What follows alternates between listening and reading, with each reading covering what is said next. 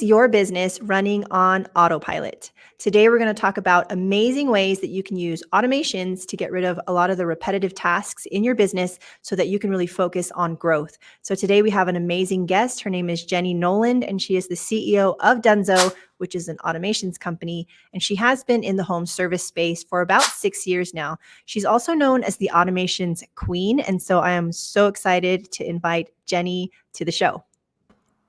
Hi, Jenny. How are you? Hi, I'm good. How are you? Good. Super excited to talk to you about automations because I think that in today, we just need to know how to use more automations. We need to know how to streamline processes in order to really get ahead of the competition and to have a successful business. So when did you realize, let's talk about when did you realize that you liked automations? How did you get into it and just start to learn all of these things? I got in as an admin over at Concur, and there was no systems in place at Concur when I started there. It was like month 3 or so when I started of like Concur becoming a thing.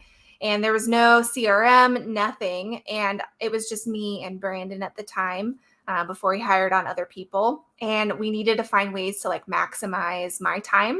So we had someone come in and they built out some automations. And it was really cool to learn. I love like challenging myself and figuring out ways to make my life easier and other people on my team more efficient. So that's kind of how it started. And then we had the base and then we kind of built it up from there. And then we saw like, I was getting requests from people like, hey, like, can I learn more about Zapier? And then we kind of found a need for creating automations and helping people create automations in the home service space as well. And then of course I do automations in my own life as well. And thinking of ways to keep my personal life a little bit automated as well. Yeah, we'll probably dive into that later. So if you think of any hacks on how you can like automate your life, your personal life, like pin those because we probably want to dive into those. But do you run into some resistance when it comes to the home service industry, especially maybe business owners who have been in business for a long time and are just really set on their old processes? Do you see some common like hurdles or obstacles, even mental barriers when it comes to trying to convince them to use automations and more technology? Yeah, I think the main thing is like they want to be so hands-on with it, which I think there's a healthy balance between automations and then your team still being involved. Because if it's too automated, you've almost done the opposite where people don't want to respond to you because they don't feel like they need to. There's not a person on the other side that they're rejecting or anything like that. But then there's the other part where everything's manual and your team's forgetting to do it. So showing clients that there's a healthy balance, like you can still have automations and make it still feel personal. And I think that helps a lot with that mental barrier of like, I don't want to feel like they're talking with a robot. I think if you can create a happy balance between the manual processes that your team can be involved in and then the automations that don't really need a person behind it, I think that helps a lot with building on that. And then you can start small too. So if you're like, oh, I don't really want to do this, start small with, a automated message when they fill out a form. That's an automation right there, right? Yeah, I think constantly thinking of things that you can take out of the manual processes, like you said, you have to be able to embrace technology and everything that's happening in modern society and AI and just everything, or you quickly get left behind. And so I feel like, especially in home services, it's probably one of the industries that might get touched last as like other than other companies that might be more just office processes. You're dealing with a lot of manual labor and a lot of human interaction with technicians and things like that. So finding all the different ways to implement automations is key. Yeah. What are some of the results that you've seen with your clients in general at Dunzo? Just any examples of big changes in business processes and how companies have been able to grow more and actually maybe spend a little less in expenses because you don't need as much manpower to do a lot of these processes anymore. Yeah. So they'll still have to have an admin, most likely on there. But I would say the biggest thing is one, making sure your team is doing those follow-ups. And we've seen an increased closing rate for most of our customers, at least the ones that have been tracking it. We've gotten quite a few newer businesses. So that's been really cool to kind of see like them starting out the gate with automations versus being a business that's been established for a while and then getting the automations.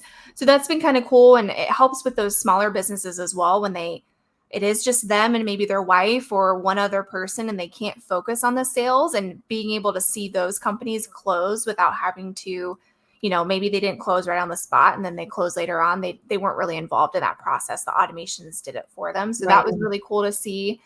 As far as like not spending any money, I think this obviously doesn't apply to new businesses, but for like some of our cleaning companies or ones that have recurring services, not forgetting about customers that we've done work for before and doing like a re-engagement campaign has been really powerful for a lot of our customers and gets them a lot of really quick wins. And you can do something simple. I've seen people who've, a tactic that, Brandon did at All Clean was talk about, oh, hey, we're hiring. And then, did a blast out to his customers, and we'd get some work from that hiring one because they're like, oh yeah, well, my nephew would be good, but also I need my windows cleaned. Right. But then you can be more direct as a re-engagement campaign and, either reminding them, hey, it's been a year since we've done work for you, offering some sort of, early season promotion, mentioning that your prices are going up. So locking in your pricing right now. There's a lot of tactics you can do, but it doesn't really cost money. If you use a platform that charges you for text, there's maybe some small costs there, but you're not having to, spend money on paid advertising. So that's been really cool to see, is people winning leads from just doing a simple little text blast and generating revenue that way. Didn't cost them any money because we don't charge for text in our platform. So it doesn't cost them any money, and they're getting thousands of dollars worth of work from a simple little re-engagement text campaign or email campaign. And so I've seen some amazing things that you've done. And I also want to go into like reputation management. How important is a good reputation online? Obviously, we know it's important, but I still see home service businesses in some of the pages that I'm in that seem to not really care. Mm-hmm. And so talk to us a little bit about what that looks like as far as automations when it comes to reputation management or getting reviews. As a consumer looking in, like you own a business now, so like if a business asks you to leave a review, you're probably more likely to do it because you're like, oh, I know I would want that for my own. Yeah, I actively seek out ways to leave people reviews now. Like, how many have I left this week? Yeah. Yes.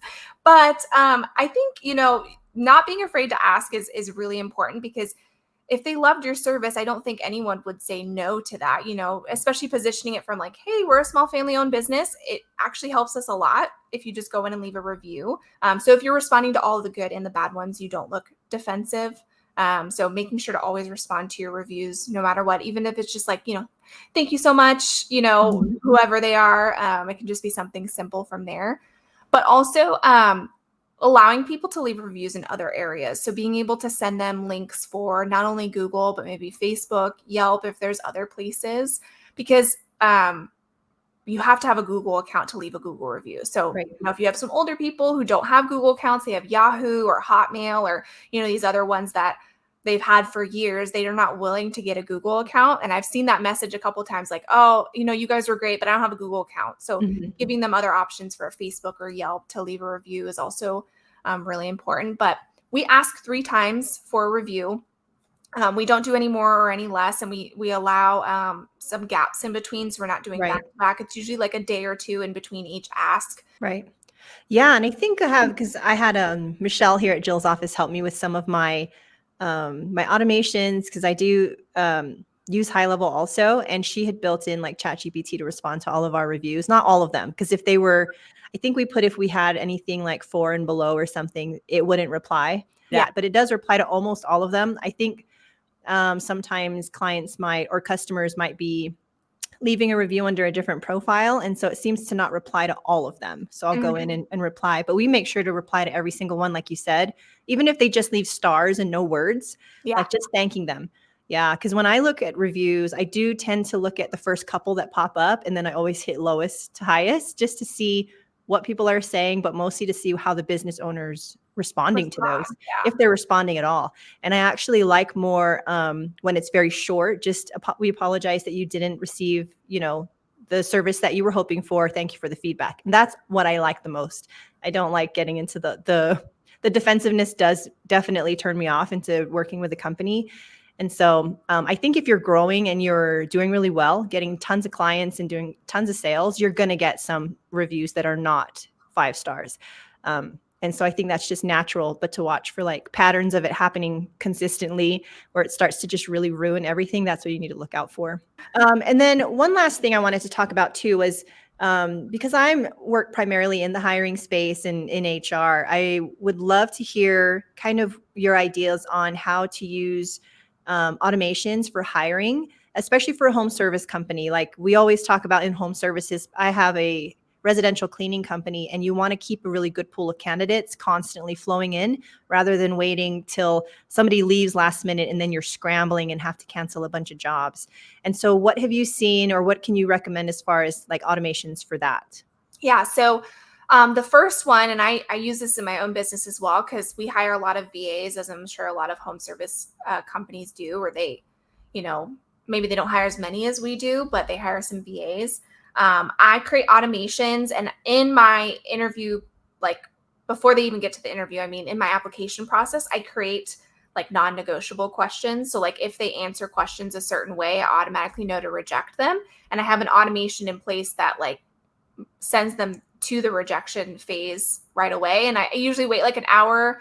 So that way it seems like someone reviewed and they're not like, I filled this out 5 minutes ago. You already rejected me. Right. But the same thing goes for US based applicants as well. Like I create non-negotiables. So, do you have a reliable transportation? If you say no, you're probably going to automatically reject them because they might have excuses for not showing up on time, or, you can kind of create some easy yes or no questions to do in that case. And then the other one is like for the pool of applicants. So same thing, we have people we've done interviews for, and we're like in between, 2 different people.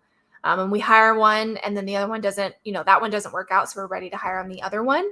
We do like nurture type sequences. So similar like you would with a lead, we just say like, hey, we really liked you a lot. Maybe we've paused hiring on this, or, we're not ready to move forward with the position yet, but we'll keep you in mind. It can be kind of frustrating, especially in this, market that we're in with hiring. Because I've seen the other side of it, people complaining about, oh, I went through this whole interview process and I didn't get hired, and they don't understand it from a business owner's perspective. So just kind of thinking about them when you send them that email is like, hey, I know it's tough right now. We really liked you a lot. We're just not in a place to, we're putting this on hold, or we've paused hiring right now. We have some things to figure out, whatever that may be. You can word it that way, and then you can nurture them. And then once you're ready to fill that position, you just go through your list of saying like, hey, we'd like to get one more interview scheduled if you are still looking for a job. And you can do some automations there as well. Oh yeah. Especially if you're using a platform like Indeed. I know that with Indeed for Jill's office, sometimes we can get hundreds of applicants, and a lot of times they're just clicking apply.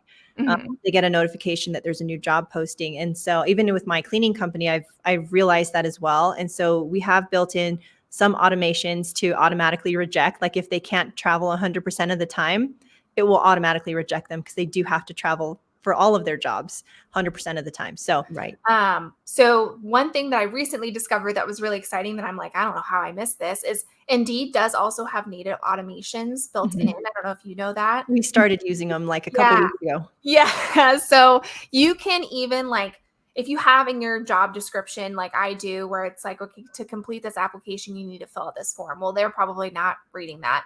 So in order to still get a pool of applicants that they may still be a good fit, they just, didn't have time to read the whole thing. Obviously, we want people to read the whole thing, but again, it's not always feasible.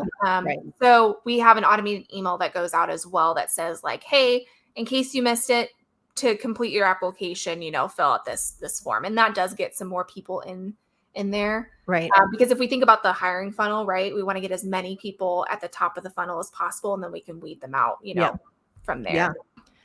Okay, we're almost done, but going back to life hacks, do you have any hacks that you would like to share that would make people's lives easier?